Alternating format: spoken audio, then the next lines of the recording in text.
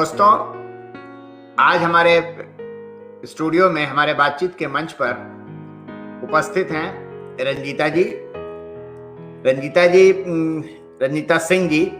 और ये जो हैं इनका एक तखल्लुस भी है, यानी कि उपनाम भी इनका है। वो फलक नाम से इन्होंने मतलब ये लिखती वगैरह है, रंजीता सिंह फलक। तो मैं इनके बारे में थोड़ा बहुत बता दे रहा हूँ। उससे पहले मैं रंजीता जी का स्वागत करता हूँ। रंजीता जी, बहुत बहुत स्वागत है आपका हमारे बातचीत के मंच पर। और ये खुशी की बात है कि आप इतना व्यस्त रहने के बावजूद आपने थोड़ा सा समय निकाला। तो दोस्तों, मैं जरा रंजीता जी के बारे में कुछ संक्षेप में बता दे रहा हूँ।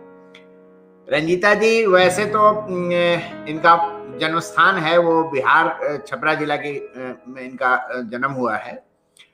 और इन्होंने केमिस्ट्री से इन्होंने एमएससी किया हुआ है।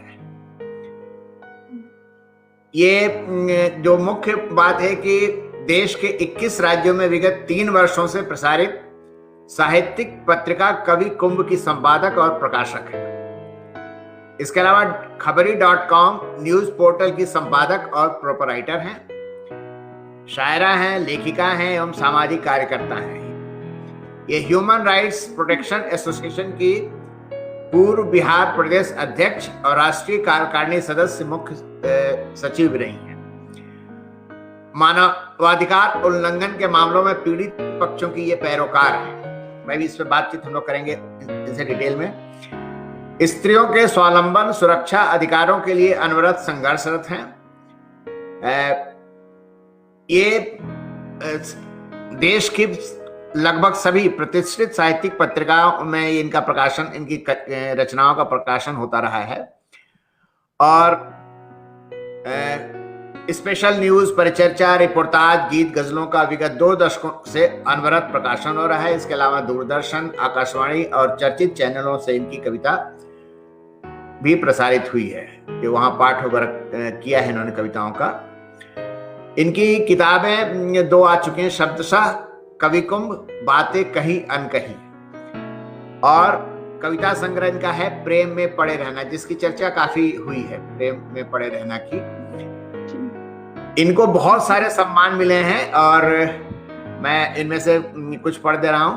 हरिद्वार लिट फेस्ट में गुरुकुल कांगड़ी विश्वविद्यालय द्वारा इनको सम्मानित किया गया है। अमर भारती संस्थान द्वारा वर्ष 2018 का सरस्वती सम्मान मिला है इनको।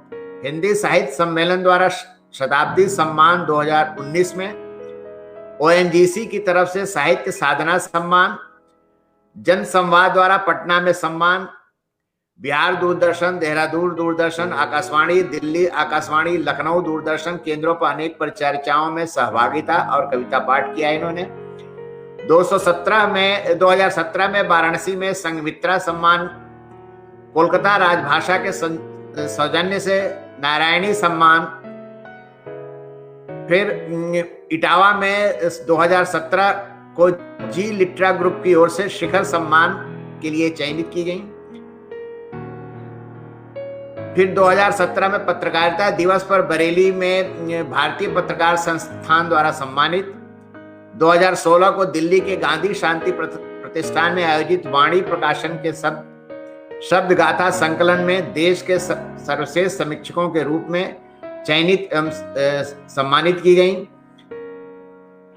फिर 2016 को उत्तराखंड के मीडिया प्रोग्राम में मुख्यमंत्री हरीश रावत द्वारा सम्मानित हुई हैं ये। 2016 में फिर उत्तराखंड में हिंदी दैनिक अमर उजाला की ओर से देवभूमि सम्मान। 8 मार्च 2016 को दिल्ली में अंतर्राष्ट्रीय महिला दिवस पर तेजस्विनी सम्मान। 2015 में अंतर्राष्ट्रीय महिला दिवस पर राजगीर में महिला सशक्तिकरण सम्मान।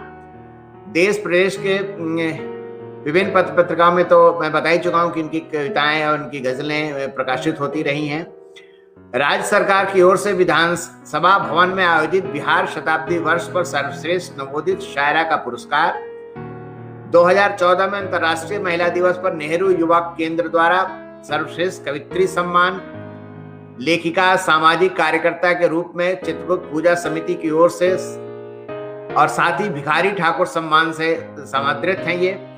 राज्य सरकार के महोत्सवों, मुशायरों एवं कवि सम्मेलनों में सक्रिय सहभागिता, देश के विभिन्न शहरों में आयोजित ऑल इंडिया मुशायरों एवं कवि सम्मेलनों में रचना पाठ, 2014 में बिहार सरकार की ओर से मौलाना मजरुल हक जयंती पर आयोजित ऑल इंडिया मुशायरे में श्रेष्ठ आंचलिक शायरा अवार्ड से सम्मानित, 2014 में पटना में बचपन बचाओ की ओर से विशिष्ट मानवाधिकार कार्यकर्ता सम्मान, वर्ष 1987 एवं 1989 में युवा महोत्सव में सर्वश्रेष्ठ डिबेटर का राज्य स्तरीय पुरस्कार।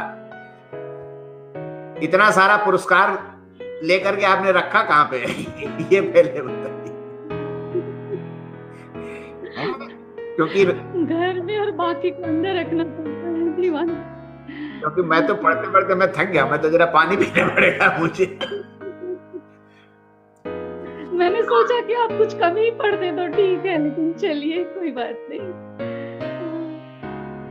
नहीं, एक्चुअली सम्मानों के बारे में तो फिर मुझे ही पढ़ना चाहिए ना, क्योंकि फिर आप कई बार ऐसा होता है कि जिसको सम्मान मिलता है वो संकोच करता है अपने बारे में बताने के लिए, है ना। तो ये बड़ी बात है, मतलब इतने सारे सम्मान और इतना सारा काम और इतनी कम उम्र में आपने इतनी सारी उपलब्धियां प्राप्त कर ली, ये तो वाकई एक तारीफ की बात है। थोड़ा आप बताइए कि जैसे बिहार में छपरा जिले में आपका जन्म हुआ, आप पढ़ रही थी साइंस, लेकिन फिर आपका ये सब इन सब चीजों की तरफ रुझान कैसे हो गया? शैक्षणिक माहौल होता है वो काफी ज्यादा साहित्यिक और पत्रकारिता के एक चर्चित लेखक थे और पत्रकार थे। इंडियन टाइम्स वगैरह और आज ट्रिब्यून इस टाइप की ये में उनके एडिटोरियल कॉलम्स छपते थे और मैंने हमेशा उनको पढ़ते लिखते देखा था। हिस्ट्री के प्रोफेसर थे, काफी सारी किताबें हमारे घर में रहती थी। तो शायद मुझे लगता है कि अपब्रिंगिंग जो हुई है वो मेरे बचपन से हुई है, किताबों के बीच में रहने से। और मैं बहुत वांटेड चाइल्ड थी, मतलब मैं उनकी शादी के 19 साल बाद हुई थी, तो इस वजह से पिता हमेशा मुझे अपने पास रखते थे। ऐसा था कि थोड़ी सी उनकी राजनीतिक सक्रियता भी थी मेरे जन्म से पहले, शायद जब इमरजेंसी वगैरह हुआ था तो काफी ज्यादा उस मूवमेंट में थे, बहुत जेल वेल जाते रहते थे। तो उस समय मतलब मेरे होने के बाद वो बहुत खुश थे कि बेटी हुई है, और बेटी की तरह उन्होंने मुझे कभी नहीं रखा, बिल्कुल एक स्वतंत्र व्यक्तित्व के रूप में उन्होंने मुझे उभरने दिया। तो मैं उनके साथ हर जगह जाती थी जहाँ उनकी मीटिंग्स होती थी, और हमारे यहाँ एक म्युनिसिपल चौक होता है, वहाँ किताबों का एक बहुत अच्छा सा, वहाँ पे एक किताबों की शॉप थी, तो वो मुझे वहाँ बिठा देते थे और वो लोग अपनी जो भी बातें वगैरह होती हैं, पहले चौक पे लोग इकट्ठे होते थे, पॉलिटिकल बातचीत चलती रहती थी। तो इन सब से मुझे लगता है कि ये चीजें मेरे अंदर आती रही। और एक और घटना हुई थी कि 4th क्लास के बाद मेरा एडमिशन 7th में हुआ था। चूंकि मैं शास्त्रीय नृत्य सीखना चाहती थी और उसके लिए थोड़ा सा पिता मेरे जो थे वो इसके पक्ष में नहीं थे, तो जिद में फिर 7वीं में एडमिशन हुआ। तो वहां एक बड़ा गैप रहा, मतलब वो लड़कियां जो थी वो मेरे साथ एक दोस्त के रूप में सहज नहीं हो पाई। तो मुझे लगता है कि मैं वहां ज्यादा साहित्य से जुड़ी, मैं अकेली रहती थी, बैठती थी, तो इस बीच में किताबों के बीच में ज्यादा रहने लगी। तो एकदम से मुझे ठीक याद है कि 7वीं क्लास में जब मैं गई थी तब से मैंने बहुत ज्यादा पढ़ना लिखना शुरू कर दिया था, और पिता का एक पारिवारिक माहौल था। साइंस की पढ़ाई इसलिए थी कि चूंकि मैं पढ़ने में अच्छी थी, शुरू से ही अच्छी थी, मेरी माँ का मन था कि मैं डॉक्टर बनूं, तो मुझे साइंस दिलवाया गया था और बीएचयू में मैंने डेंटल पास भी कर लिया था, लेकिन कुछ नंबर से मेन मेडिकल में क्वालिफाई नहीं कर पाई थी। तो पिताजी ने उस वक्त कहा कि नहीं दांत का डॉक्टर होने की क्या जरूरत है, रहने दो। फिर उसके बाद में फिर से मैंने इसमें ग्रेजुएशन में साइंस लिया। तो ये सब चीजें कुछ ऐसी थी कि उस समय मेरी माँ ने कहा कि अरे सारी लड़कियां बॉटनी जूलॉजी लेती हैं तो तुम भी इसी में से कोई ले लेना। तो मुझे ये समझ में नहीं आया कि सारी लड़कियां बॉटनी जूलॉजी लेती हैं तो मुझे भी क्यों ले लेना चाहिए। मेरी रुचि फिजिक्स में भी काफी थी, फिजिक्स और केमिस्ट्री मेरे बहुत अच्छे थे, वैसे मुझे बॉटनी जूलॉजी में भी दिलचस्पी थी, लेकिन ये जो कहना था कि सारी लड़कियां लेती हैं, तो मुझे लगता है कि एक जो होता है थोड़ा सा विद्रोह का अंश वो शुरू से मेरे अंदर रहा है। मैं बहुत जो एक परिपाटी होती है कि सभी ये करते हैं तुम भी ये करो, मैं शायद उसमें फिट नहीं हो पाती, तो फिर मैंने केमिस्ट्री ली और फिर आगे की पढ़ाई भी मेरी केमिस्ट्री से होती रही। लेकिन साहित्य का प्रेम मुझे हमेशा रहा। इंटर तक हिंदी मेरा सब्जेक्ट रहा था और बाकायदा मुझे डिस्टिंक्शन आते थे और मेरे हिंदी के प्रोफेसर्स मुझसे बहुत खुश रहते थे। तो हिंदी को मैंने एक जो कहते हैं कि पैशन की तरह रखा, वो मेरा एक शौक रहा, उससे मैं कभी अलग नहीं हो पाई। और जो साइंस में पढ़ती रही वो इसलिए पढ़ती रही कि मुझे ये लगता रहा कि नहीं, जो चीजें आमतौर पे लड़कियों के लिए कहा जाता है कि कठिन विषय है, नहीं पढ़ सकती, तो मुझे वो पढ़ना चाहिए। ये चीजें अरविंद जी, अक्सर ऐसा होता है कि हमारे समाज में जब भी कुछ ऐसी घटनाएं होती हैं जिन पर लोगों के बीच आक्रोश तो होता है, लेकिन वो सीधे सीधे उसका विरोध नहीं कर पाते। वैसी स्थिति में जब पुलिस की बात होती है, प्रशासन की बात होती है, तो एक हद तक उन चीजों में वैसा सपोर्ट नहीं मिलता। तो जब मैं बिहार में कुछ समय तक रही थी तो मुझे हमेशा ऐसा लगता रहा कि यहाँ पे इस तरह के कामों की जरूरत है, और उसके लिए एक बहुत जरूरी चीज है कि आपके पास एक बैकग्राउंड होना चाहिए। आपको शिकायत लेकर जा रहे हैं तो आपको टाला ना जाए, आपकी बात सुनी जाए। तो ह्यूमन राइट्स से जुड़ने के पीछे मेरा एक मकसद ये था कि मुझे ये लगता था कि वो लोग जो हाशिए पर हैं या जो कोई सही विद्रोह कर रहे हैं, करना चाह रहे हैं, उनकी मदद कैसे की जाए, उनकी आवाज कैसे पहुंचाई जाए, उनकी दिक्कतों को कैसे कम किया जाए। इसका फायदा मुझे ये हुआ कि मैं देश में कहीं भी रहूं, अगर मैं उस जिले के एसपी, डीएम, कमिश्नर किसी को भी एक फोन करती हूं तो मेरी बात को बहुत गंभीरता से लिया जाता है, उस मामले को सुना जाता है।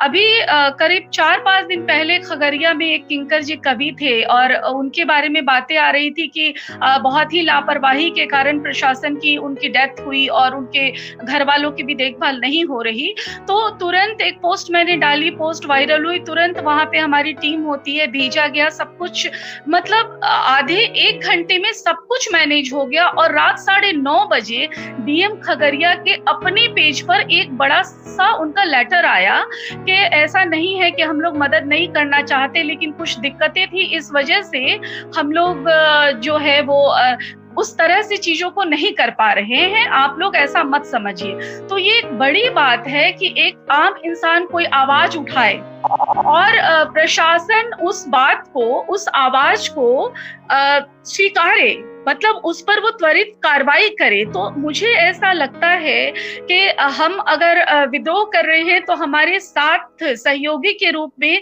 ऐसी संस्थाएं और ऐसे लोग जरूरी हैं जो हमें उस लड़ाई में बराबर की मदद कर सके, हमारा सहयोग कर सके। साइंस की पढ़ाई के बाद मेरा पत्रकारिता और साहित्य के क्षेत्र में ही स्थापित होना, उसकी एक वजह ये रही कि मैं कॉर्पोरेट की अच्छी नौकरियों में थी। लगभग इंडिया की जितनी भी बड़ी एमएनसी कंपनियां हैं वहां मैंने एक अच्छे पद पर as a branch manager, licensing officer, public relation department में एक अच्छे ओहदे पे काम किया है, अच्छा पैसा कमाया है।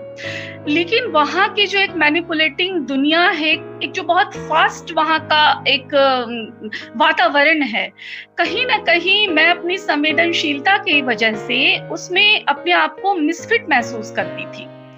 तो मेरे दिमाग में हमेशा ये था कि एग्जैक्टली ये वो सेक्टर नहीं है जहां मैं टिकना चाहती हूँ, रहना चाहती हूँ, पर मैं वहां रह रही थी। उसकी एक वजह ये थी कि जैसे मेरी पत्रिका का संपादन है, मेरी एक संस्था चलती है बिंग वुमेन, इन सब चीजों में बहुत खर्चे की जरूरत होती है, बहुत पैसे की जरूरत होती है। तो आर्थिक जरूरतें भी एक बड़ी चीज होती है, जिसके लिए चूंकि संस्था को भी बहुत दिनों तक मैंने सरकारी रूप से रजिस्टर्ड नहीं किया, या जब वो रजिस्टर्ड भी हुई तो कभी मैंने ये कोशिश नहीं की कि मुझे कोई सरकारी अनुदान मिल जाए।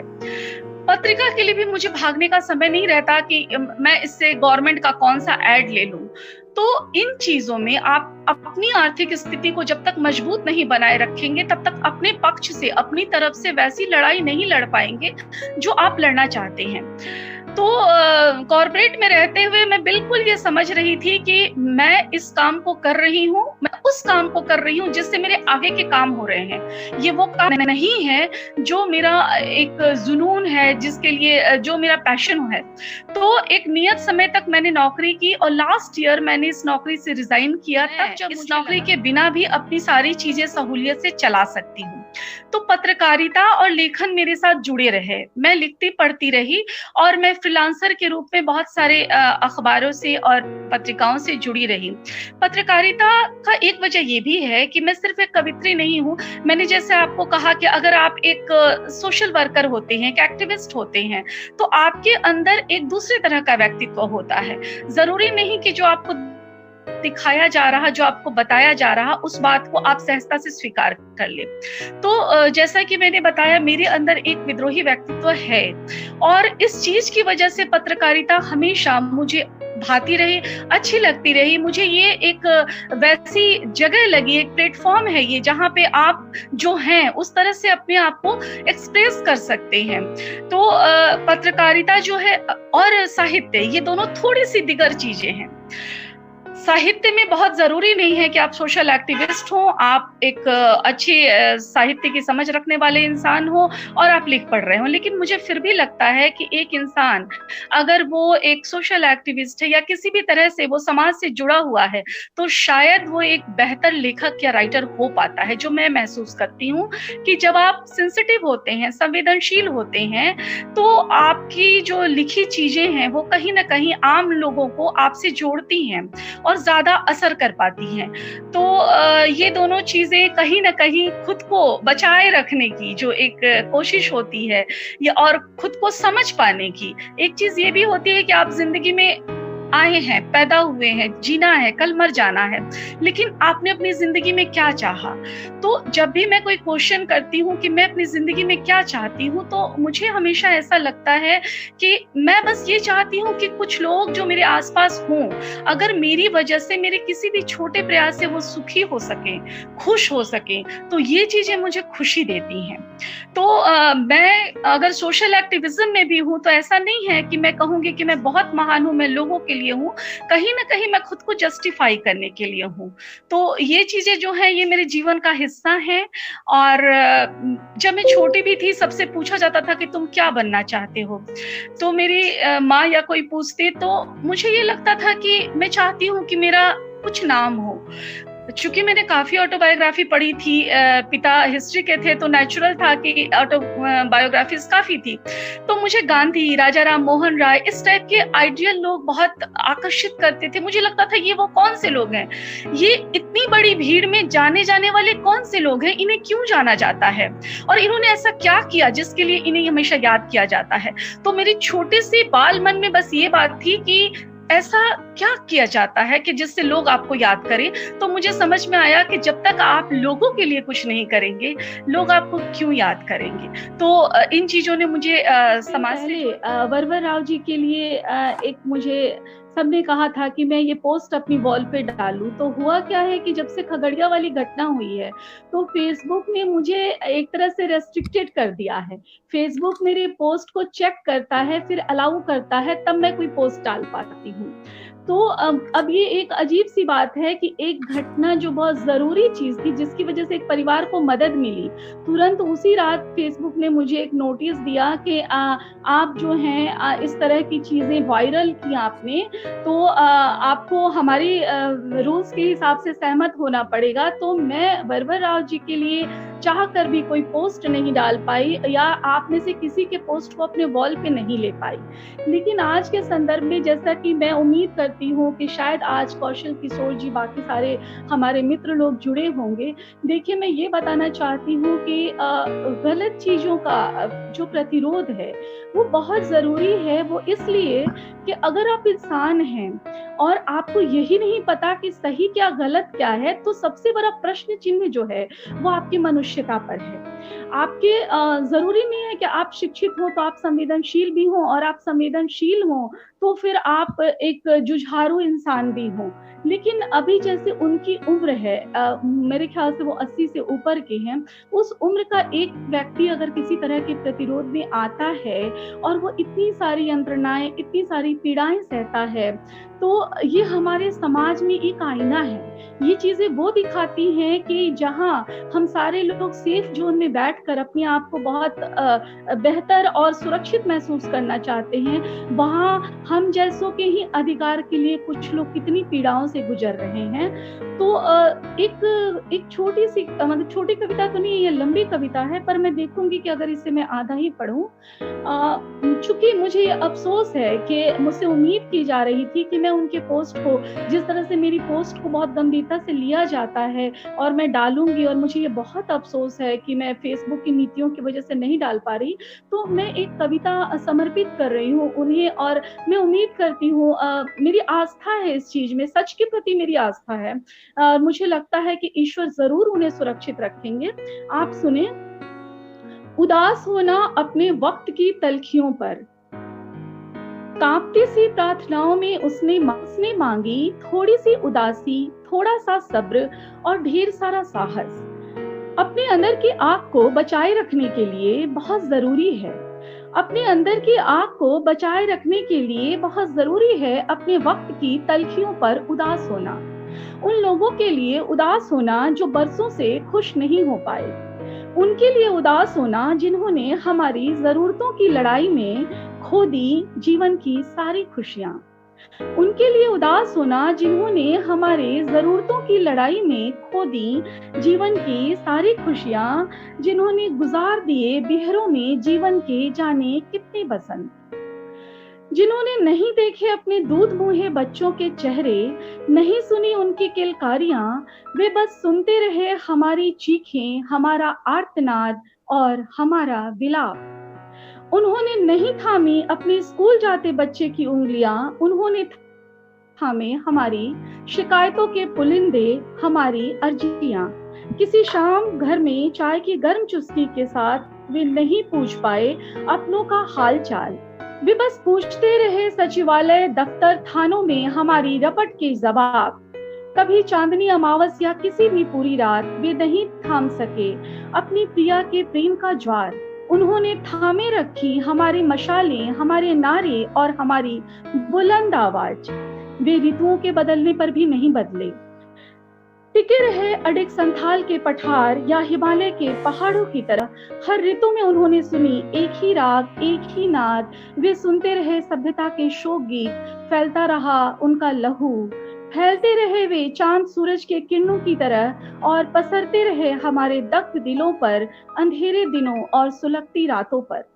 और भुला दिए गए अपने ही वक्त की किसी गैर जरूरी कविता की तरह, वे सिमट गए घर चौपाल के किस्सों तक, नहीं लगे उनके नाम के शिलालेख, नहीं पुकारा गया उन्हें उनके बाद, विसार दिया गया उन्हें और उनकी सोच को किसी नाजायज बच्चे की तरह, विसार दिया गया उन्हें और उनकी सोच को किसी नाजायज बच्चे की तरह। बंद कर लिए हमने स्मृतियों के द्वार, जरूरी है थोड़ी सी उदासी कि खोल सके स्मृतियों के द्वार, जरूरी है थोड़ी सी उदासी कि बचाई जा सके अपने अंदर की आग, जरूरी है थोड़ा सा सब्र अपने आसपास घटित होती हर गलत बात पर जताई गई असहमति, प्रतिरोध और भरपूर लड़ी गई लड़ाई के बावजूद हारे थके चूक से जाने का दंश बर्दाश्त करने के लिए। और बहुत जरूरी है ढेर सारा साहस तब जब हम हो नजरबंद या हमें रखा गया हो आकाओं के रहम पर। बहुत जरूरी है थोड़ा सा साहस कि कर सके जय घोष, फाड़ सके अपना गला और चिल्ला सके इतने जोर से कि फटने लगे धरती का सीना और तड़क उठे हमारे दुश्मनों के माथे की नसें, कि कोई बवंडर, कोई सुनामी तहस नहस कर दे उनका प्रभुत्व। बहुत जरूरी है ढेर सारा साहस तब जबकि हम जानते हैं सामने है आग का दरिया, तब जबकि हम जानते हैं सामने है आग का दरिया, और हमारा अगला कदम हमें धू कर जला देगा, और हमारा अगला कदम हमें धू कर जला देगा। फिर भी उस आग की छाती पर पैर रखकर, फिर भी उस आग की छाती पर पैर रखकर समंदर सा उतर जाने का साहस बहुत जरूरी है। जरूरी है बर्बर और विभत्स समय में फूका जाए शंखनाद, गाए जाए मानवता के गीत और लड़ी जाए समानता और नैतिकता की लड़ाई। तभी बचे रह सकते हैं, तभी बचे रह सकते हैं हम सब, और हमारे सपने हम सब के बचे रहने के लिए बहुत जरूरी है थोड़ा सा सब्र, थोड़ी सी उदासी और ढेर सारा साहस। ये एक कविता उन्हें समर्पित थी। और सदन में आने के पीछे मेरा क्या मकसद था और वो कौन सी चीजें थी जिन्होंने मुझे इस तरफ प्रेरित किया। असल में मैंने जो देखा उसमें ये महसूस किया कि कई बार हमारे आसपास जो हमारे समय की प्रतिष्ठित पत्रिकाएं हैं या वैसी पत्रिकाएं हैं जिन्हें लोग जानते हैं, तो उस तरह की पत्रिकाओं में वैसे लोगों की उपस्थिति मुझे कम दिखी। जो एक माहौल है कि एक समय में समकालीन के नाम पर या वरिष्ठ के नाम पर एक सूची है जो बहुत कम वेरीफाई होती है, और मुझे लगता है कि साल 10 साल जो 50-100 लोग हैं वही जाने जाते हैं। तो मुझे एक बात ऐसी लगती थी कि जो इतना अच्छा बाकी सब कुछ लिखा जा रहा है ये क्यों नहीं छपता और इसमें ऐसा क्या कारण है। तो जब मैं पूछती तो मेरे कोई कभी मित्र बोलते कि अरे हमारी संपादक से परिचय नहीं है, अरे हम वहाँ ऑफिस में किसी को नहीं जानते, देखिए ना बिना लिंक के तो कुछ छप नहीं पाता है। तो मुझे ऐसा लगा, कुछ बार मैंने कुछ संपादकों से बातचीत की तो लोगों ने कहा कि अब क्या होता है कि देखिए पत्रिका में भी प्रतिष्ठित नाम जाने चाहिए, वो नाम जाने चाहिए जिनकी वजह से पाठक रुचि ले। पर मुझे ये बात थोड़ी कम समझ में आई। मुझे ऐसा लगा कि पाठक तक जो चीज जाए, पाठक की रुचि उसी चीज में होगी जो अच्छी चीज होगी। हो सकता है पाठक उस नाम से अनजान हो, लेकिन शायद वो जब पहली बार पढ़े तो फिर दूसरी बार वो उस नाम को जानना चाहे। तो कुछ इस तरह की चीजें मेरे अंदर में थी। मुझे लगा मैं सबको नहीं बदल सकती, तो इससे बेहतर है कि मैं कोशिश करूं और मैं अपनी पत्रिका को जो जब मेरी पत्रिका शुरू हुई थी तो मुझसे पूछा गया था किस विचारधारा की पत्रिका होगी, तो मैंने कहा कि ये सिर्फ साहित्यिक विचारधारा की पत्रिका है। यहाँ चाहे किसी भी विचारधारा के लोग हों, अगर वो साहित्य में कुछ भी बेहतर कर रहे हैं तो मेरे लिए मतलब वो सम्मानीय है, मैं उन्हें छापूंगी, मुझे कोई परहेज नहीं है। लेकिन ये किसी भी गुट विशेष की पत्रिका नहीं हो सकती। और इसका एक फायदा मुझे ये हुआ कि हमारे जितनी भी विचारधाराओं के लोग हैं, मुझे लगता है कि उस हर एक खेमे में, हर एक गुट में कुछ बहुत बेहतर और अच्छे लिखने वाले लोग भी हैं।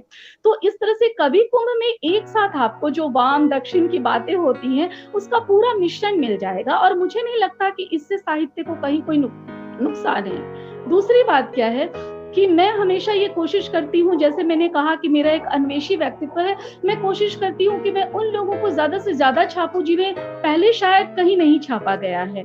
तो उसके बाद मैं देखती हूँ कि साल 1.5 साल में 6 महीने बाद ही वो लोग जो छप रहे होते हैं, फिर उनके फोन आते हैं कि देखिए ना मैडम, अब मेरी उस पत्रिका में भी छप गई, मुझे इस लीड फेस्ट में भी बुलाया गया, मैं यहाँ भी गई। तो ये चीज मुझे एक संतोष देता है, मानसिक सुकून देता है कि चलो कम से कम अगर ये एक पत्रिका है तो इससे कुछ नए और बेहतर लोग जो हैं वो पाठकों तक जा रहे हैं, और उन्हें इस बात के लिए परेशान नहीं होना है कि आखिर हम कहाँ छपे, हमें कहाँ लिया जाए। बल्कि मैं तो ये कहूंगी, मैं ऐसा नहीं कहती कि हमारे जो पुराने वरिष्ठ लोग हैं हम उन्हें ना दोहराएं, हम उन्हें जरूर दोहराएं, लेकिन उसी की बराबरी में जब हम अपने नए और ऐसे लोग जो बहुत कम छपे हैं उन्हें अगर लेते हैं तो कहीं ना कहीं हम अपने संपादन के साथ ज्यादा जस्टिफाई कर पाते हैं। और दूसरी चीज क्या है कि जो एक मैं देखती हूँ कि बड़ी साहित्यिक पत्रिकाओं के एक ऑफिशियल ग्रुप में होता है कि सब एडिटर्स होते हैं, उसके बाद में उनके ऑफिस एम्प्लॉइज होते हैं, तो वहां से छट्टी जो चीजें संपादक तक आती हैं वही उसकी दृष्टि में आती हैं। लेकिन मेरा एक बहुत सीधा सा मतलब शुरू से एक तरीका है कि मैं एक बार जरूर मैं सारी रचनाओं को देखती हूँ, जो रचनाएं छाट दी गई हैं मैं उन पे भी एक दृष्टि डालती हूँ कि अगर इसे मना किया गया है तो इसके रिजेक्शन की वजह क्या है। उसमें क्या होता है कि कहीं ना कहीं एक पूरी ट्रांसपेरेंसी, पारदर्शिता आ जाती है और मुझे मन में ये मलाल नहीं रहता कि कोई अच्छी और बेहतर चीज छूट गई। तो मुझे लगता है कि संपादक के रूप में ज्यादा मेहनती होने की जरूरत होती है, और आप हमेशा अपने ऑफिस के स्टाफ पे, अपने असिस्टेंट एडिटर्स पे भी आप डिपेंडेंट नहीं हो सकते, क्योंकि कई बार कुछ बहुत सी ऐसी चीजें होती हैं जो आपकी दृष्टि की होती है और जरूरी नहीं है कि वो आपके साथ काम करने वाले दूसरे लोग बिल्कुल उसी तरीके से सोच रहे हों या कर रहे हों।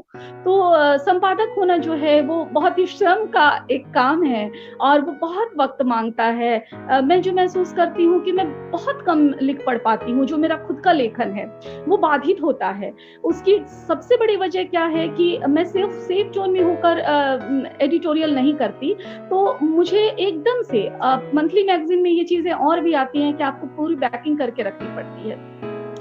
तो कवि कुंभ के संपादन के साथ ये सारी चीजें हैं कि फील्ड से रही हूँ, और वो भी एक तरह का नशा होता है, वो भी एक जुनून होता है। तो साहित्यिक पत्रकारिता में आपकी एक लिमिटेशंस हो जाती हैं। वहाँ पे आप समाज के बाकी के वर्गों की बात नहीं कर पाते। आप लिटरेचर से रिलेटेड चाहे जितनी चीजें कर लें, तो फिर मुझे ऐसा लग रहा था, ये चौथा साल पूरा होने वाला है कवि कुंभ का, कि कवि कुंभ को एक जो मेहनत की जरूरत थी या उसको जिस तरह से मुझे एक एस्टैब्लिश करना था, वो निर्माण की प्रक्रिया से गुजर चुका है और अब वो एक अस्थायित्व की अवस्था में है। तो यहाँ के बाद मेरे अंदर की वो पत्रकारिता जो थी वो खत्म नहीं हुई थी। तो मुझे ये लगता रहा कि नहीं, मैं जिन चीजों के लिए जानी जाती हूँ, अब मैं उन चीजों को कहाँ एक्सप्रेस करूं। तो खबरी.com जो है वो मेरे पोर्टल है, और आप जब भी अगर उस पे जाके देखेंगे तो तकरीबन जितनी ईमानदारी से कवि कुंभ का संपादन होता है, उसी तरह की दृष्टि और बिल्कुल उसी तरह के मतलब निष्पक्ष भाव से खबरी.com को हम लोग चलाने की कोशिश कर रहे हैं। इसी साल उसकी शुरुआत हुई है, लेकिन ये एक बहुत अच्छी और मतलब मेरे लिए सुखद बात है कि तकरीबन 5 लाख हमारे विजिटर्स हैं, और किसी भी नए मीडिया पोर्टल के लिए इतनी संख्या काफी होती है। तो मुझे लगता है कि जब आप सही चीजें, सही तथ्य परोसते हैं तो लोग आपका इंतजार करते हैं। जैसे हमारे यहाँ कभी अगर किसी अपडेशन में कोई देर हो जाए तो तुरंत हमारे पाठकों के मैसेज आने शुरू होते हैं कि क्या बात है, देर हो गई। तो ये चीज जो है वो एक संकेत देता है। अभी जो लोग कहते हैं कि नहीं अब मीडिया में कुछ नहीं बचा है, तो मुझे ऐसा लगता है कि देखिए, जब तक हम लोग बचे हैं, जब तक दुनिया बची है, जब तक इंसान बचा है, तब तक तो ये सब कुछ बचा है। क्योंकि आपके अपने बचे रहने के लिए भी जरूरी है कि आप संसार के उन सारे ईमानदार और सच्चे पक्षों को देखें, जानें। तो हम ये कहकर अपनी जिम्मेदारी से नहीं भाग सकते कि अब ये सब नहीं बचा है, हर चीज में धांधली आ गई है। ये डिपेंड करता है कि आप किस पेशे में हैं और उसका आप लाभ किस तरह से। और पत्रकारिता में महिलाओं की चुनौतियां क्या हैं? देखिए, चूंकि मैंने डायरेक्ट काम किया है, जो फील्ड रिपोर्टिंग की बात करें आप या किसी संस्थान के साथ जुड़कर काम करने की बात करें, अगर इसे स्पष्ट एक प्लेटफॉर्म पे बोला जाए तो जो भी पत्रकारिता से जुड़ी महिलाएं हैं वो इस बात से इनकार नहीं कर सकती कि कहीं ना कहीं उनके लिए थोड़ा सा टफ होता है। हम लोग ज्यादा काबिल होते हैं, लेकिन कई बार क्या होता है कि अगर हम काबिल हैं तो कहा जाता है कि ये महिला है इसलिए ये सफल है। अगर हम असफल तो है नहीं, लेकिन हमें असफल साबित करने की भी कोशिश की जाती है। महिलाओं के साथ देखिए क्या है कि अभी भी जो हमारा एक वर्ग है, जहाँ पत्रकारिता हो या साहित्य हो, लोग ये चाहते हैं कि वो हमें गाइड करे, वो हमें बताएं, वो एक तरह से मतलब मार्गदर्शक के रूप में हमेशा अपनी वाहवाही लेना चाहते हैं। आप अगर उनके हिसाब से चले, जैसे आपने कोई अगर बनाई खबर और आपने दिखाया तो वो जरूर बताएंगे, थोड़ा सा ये देख लो, ये लाइन देख लो, यहाँ पे कर लो, इसे बदल दो। बदलने की जरूरत नहीं रहेगी, फिर भी आपसे कहा जाएगा। इसी तरह जब आप कोई स्टोरी कवर कर रहे हैं तो वहां पे आपके दृष्टिकोण पे 2-4 सवाल उठाए जाएंगे, नहीं ऐसा नहीं, तुम ऐसा कर दोगे तो अच्छा होगा। तो मुझे लगता है कि ये चीजें जो हैं अभी जहनियत से गई नहीं है, और महिलाएं जो है खासकर साहित्य में भी है। साहित्य में क्या है कि अगर जो अभी एक बड़ा तबका महिलाओं का फेसबुक पे लिख रहा है, पढ़ रहा है, लेकिन वो अच्छी जगहों पे नहीं छप पा रहा, अब क्या है, उनकी बेचैनी होती है कि हमें भी जाना जाए। तो कुछ वरिष्ठ लेखकों के लिए वो उनसे एक मतलब सहायता लेती हैं कि सर आप जरा मेरी रचनाएं देख लें। तो उसमें आग्रह जो होता है वो बड़ा ही मैं जो महसूस करती हूँ, मुझे लगता है कि वो बड़ा इस तरह का अनुनय हो जाता है, लगता है जैसे आप गिड़गिड़ा रहे हैं, मैंने कुछ लिखा है आप देख लें, अगर आप देख रहे हैं तो मुझ पे एहसान नहीं कर रहे, ये तो कम से कम होना चाहिए। तो वो स्थिति नहीं रह पाती। साहित्य में जो मैंने महसूस किया है कि हमारे यहाँ अभी भी महिला आलोचक समीक्षकों की शायद थोड़ी कमी है। तो हमेशा स्त्रियां इस बात पे डिपेंड रहती हैं कि हमारा आलेख जो है या हमारी रचनाएं जो है कोई पुरुष आलोचक समीक्षक देख ले, वो थोड़ा सराह दे, तो शायद मुझे स्थापित होने में मदद मिले, क्योंकि सीधे पाठकों तक पहुंचना अभी भी मुश्किल है। तो इस जगह पे मैं देखती हूँ कि हमेशा ये उम्मीद की जाती है कि ठीक है, अच्छा ऐसा है कि आपने भेज दिया, चलिए हम आपसे बात कर लेंगे। अब बात कर लेंगे तो आप कविताओं पे बात करने के लिए 11-12 बजे रात में क्या बात कर लेंगे, मुझे ये समझ में नहीं आता। या आप किसी जगह विशेष पे बुलाकर बात करना चाहते हैं कि अच्छा ठीक है, हाँ ये संग्रह आया है, चलिए ऐसा करते हैं, मिलते हैं। तो मतलब क्यों, कोई महिला है तो आप उसको मिलकर ही बताएंगे, या फिर 11 बजे रात भी आप फ्री हो पाएंगे कि आप उसको बता सके? मुझे कोई डर नहीं है, मैं इस बात को खुलेआम कह रही हूँ, मैं नाम नहीं लूंगी, बहुत सारी महिलाओं की ये अनुभव है। तो उस वक्त बहुत अजीब सा लगता है कि ये क्या हो रहा है, और इन चीजों से गुजरना पड़ता है। आप युवा और खूबसूरत हो तब तो ये जो तकलीफ है या खतरा है ये और भी ज्यादा बढ़ जाता है, क्योंकि फिर तब आपसे मुझे लगता है कि उम्मीद की जाती है कि आप थोड़ा और अनुनयी हो जाएंगे, मतलब और विनम्रता आपके अंदर आ जाएगी। तो ये सारी चीजें नहीं होनी चाहिए। दूसरी चीज क्या है कि मैं एक आयोजक भी रही हूँ, मैंने देखा है कि मंचों पर मुख्य रूप से वैसे कवित्रियों को लाना लोग पसंद करते हैं, मुशायरों की दुनिया से भी एक लंबा मेरा परिचय रहा है, जो कहीं ना कहीं एक मॉडल पीस के रूप में हो। देखिए, खूबसूरत होना कोई अपराध नहीं है, आप अच्छे दिख रहे हैं कोई गलत बात नहीं है, लेकिन आप अच्छे दिख रहे हैं इसलिए आपको अच्छा मंच दिया जाए, ये गलत चीज है। अगर आप अच्छा लिख रहे हैं तो आप चाहे देखने सुनने में जैसे भी हो, आपको बुलाया जाना चाहिए। मेरे ही कई मित्र हैं, वो मुझसे कहती हैं कि अरे देखो रंजीता, ऐसा है कि हमें नहीं बुलाया जाता। तो ये जो चीज है, खासकर स्त्रियों के विषय में, मैंने तो कभी नहीं देखा कि कोई पुरुष जो है वो अपनी कद काठी, अपनी स्मार्ट होने की वजह से या अपने अपीयरेंस की वजह से किसी ये में बुलाया जाए। तो फिर स्त्रियों के लिए ऐसा क्यों? आप हमेशा आप लोग एक शोपीस के रूप में औरतों को क्यों देखना चाहते हैं? ये जो चीज है वो एक बहुत मतलब बनी तो इसी वजह से बनी। मुझे ऐसा लगता रहा कि मैं उन्हें बुलाऊं। आप अगर अच्छा लिख रहे हैं तो आपको 70 साल में भी बुलाना चाहिए। संतोषानंद जी हैं, व्हील चेयर पे आते हैं। आपने किस शायरात को देखा है? अंजुम रहबर को छोड़कर आपने किस शायरात को ऑल इंडिया मुशायरे में देखा है? तो ये सारी चीजें जो हैं वो हैं जहाँ महिलाओं को बहुत सहना पड़ता है। अच्छा लिखने वाला आदमी ऐसा नहीं है कि 30 साल में वो गजब का कलाम लिख रहा है और 60 साल में उसके कलाम पे लोग सो जाएंगे, ऐसा कतई नहीं है। लेकिन ये चीजें होती हैं, ये चीजें दुखद हैं। समाज का नजरिया बदलना चाहिए। आप हमें सुनिए, आप हमें सुनने के लिए आइए, आप हमें सिर्फ एक वस्तु के रूप में, ऑब्जेक्टिव के रूप में देखने के लिए मत आइए। मैं ये कविता तो मैंने सुना दी थी, और मैं एक सुनो प्रिय की 4 कविताएं हैं मेरे इस संग्रह में। ये कविताएं बहुत चर्चित हुई, इस वजह से शायद चर्चित हुई कि ये स्त्री के बहुत कोमल भावों की अभिव्यक्ति है। अमूमन स्त्रियां जो भी लिखती हैं वो बहुत कोमलता से ही लिखती हैं। तो मुझे लगता है कि चूंकि हम लोगों ने बहुत टफ बातें की हैं, तो अब हम लोग थोड़ी से एक उस तरह की संवेदनशील छोटी कविताएं हैं, उसे सुने। तो सुनो प्रिय, जब मैं काकुले खोले आधे वृत्त सी झूल जाऊं तुम्हारे आलिंगन में। सुनो प्रिय, जब मैं काकुले खोले आधे वृत्त सी झूल जाऊं तुम्हारे आलिंगन में, तो उसी दम तुम मेरी कमर पर बांध देना। तो उसी दम तुम मेरी कमर पर बांध देना सदी के सबसे खूबसूरत गीतों की कमरधनी।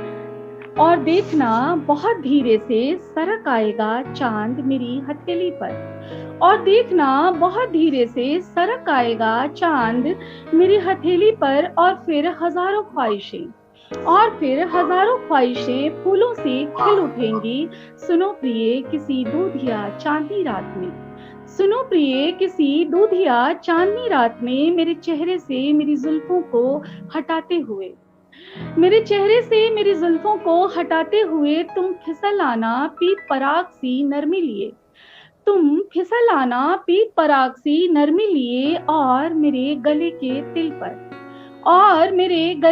तिल पर धर देना कोई दहकता बोसा। और फिर देखना किसी चंदन वन का धूं धूं कर जलना। और फिर देखना किसी चंदन वन का धूं धूं कर जलना। सुनो प्रिय, मेरे अंदर उतरती है कोई भरपूर नदी। सुनो प्रिय, मेरे अंदर उतरती है कोई भरपूर नदी, जो दूर ऊंचे ख्वाहिशों के टिले से आ गिरती है किसी जलप्रपात से। जो दूर ऊंचे ख्वाहिशों के टिले से आ गिरती है किसी जलप्रपात से। सुनो प्रिय, प्रेम में पड़ी औरत। सुनो प्रिय, प्रेम में पड़ी औरत हो जाना चाहती है नदी से झील, और टिकी रहना चाहती है प्रेमी के सीने पर, और टिकी रहना चाहती है प्रेमी के सीने पर सदियों सदियों मुंह छिपाए, सुनना चाहती है अपना ही देह गीत। सुनो प्रिय, अपनी ही तयशुदा बंदिशों के बावजूद संभावनाओं की आखिरी हद तक एक दूसरे को इतनी शिद्दत से चाहना, अपनी ही दूरियों में एक दूसरे को पल पल महसूस करना, और फिर तवील रात के अंधेरों को मुस्कुराकर सहते हुए रख लेना अपनी आंखों पर एक वर्जित प्यार। सुनो प्रिय, यही वो प्रेम है। सुनो प्रिय, यही वो प्रेम है जिसमें परी औरत हो जाती है खुशबू सी लापता। सुनो प्रिय, जब दुनिया के सारे मौसम रंग बदलते हैं, जब दुनिया के सारे मौसम अपनी गति से बदलते हैं, प्रेम तब भी बना रहता है जस का तस। सुनो प्रिय, प्रेम कभी नहीं बदलता, टिका रहता है अपनी जगह, एक ही लय, एक ही गति, एक ही ध्रुव पे। सुनो प्रिय, प्रेम का न बदलना ही उसका सबसे बड़ा सौंदर्य है।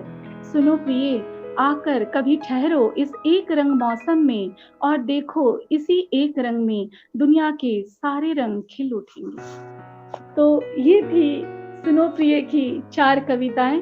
मुझे लगता है मैंने काफी सुना दिया है। अब एक चीज है कि जाते जाते, चूंकि मुशायरों से मेरा ताल्लुक रहा है, और इधर जब से मैं फ्रीवर्स पोएट्री में आई हूँ तो गजलें मैंने मंचू यहाँ इस प्लेटफॉर्म से नहीं कही, तो बस एक शेर और एक आध मैं जो मतला है वो आपको सुनाऊंगी। शिद्दती दर्द को बेअसर देखना, शिद्दती दर्द को बेअसर देखना, जब्त करने का मेरा हुनर देखना, खत्म होगा अज़ाबे सफर एक दिन, खत्म होगा अज़ाबे सफर एक दिन, इश्क में करके थोड़ा सबर देखना। और हमको अमनो मोहब्बत पे है पुर यकीन, हमको अमनो मोहब्बत पे है पुर यकीन, खत्म होगा सियासी जहर देखना। और एकदम ये लंबी गजल है, लेकिन एक आखिरी शेर सुना रही हूँ कि मर न जाऊं मैं उस पे तो फिर क्या करूं, मर न जाऊं मैं उस पे तो फिर क्या करूं, कातिलाना है उसका इधर देखना, कातिलाना है उसका इधर देखना, शिद्दती दर्द को बेअसर देखना, जब्त करने का मेरा हुनर देखना, खत्म होगा अज़ाबे सफर एक दिन, इश्क में करके थोड़ा सबर देखना। जी वाह, बहुत खूब रंजीता जी, बहुत अच्छा लगा आपसे बातचीत करके। तो मुझे तो बहुत अच्छा लगा, मेरे दोस्तों को भी बहुत अच्छा लगा होगा। आपका बहुत बहुत धन्यवाद। जी जी जी। तो जो लोग भी बने रहे उनका बहुत आभार। अरविंद जी, आपका विशेष आभार। आप अपने इस फेसबुक पे एक बहुत अच्छी श्रृंखला चला रहे हैं और सभी लोग आते हैं, सुनने का मौका मिलता है, तो आपको इसके लिए बहुत साधुवाद। जो भी श्रोता दर्शक हमसे जुड़े उनका बहुत आभार, और आपसे विदा लेते हैं। नमस्ते, और इस लाइव को अब खत्म करते हैं। नमस्कार।